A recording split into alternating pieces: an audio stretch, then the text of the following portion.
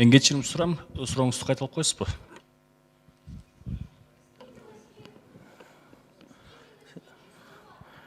Айнура Тучин, убактыңыз бүтүп калды. Азыр эми ошол жөнүндө айтайын деп аткам мен да. Жок, бул айтып атпайбы, кечиресиз укпай калып турдум депчи, өкмөттүн мүчөсү.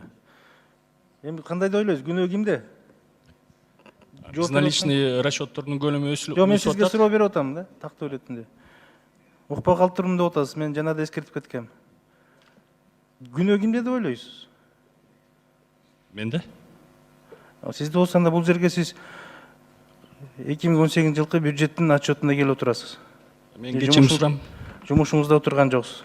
Же бир тойдо отурган жоксуз. Же үйдө отурган жоксуз. Көңүл буруп жакшылап отуруңуздар.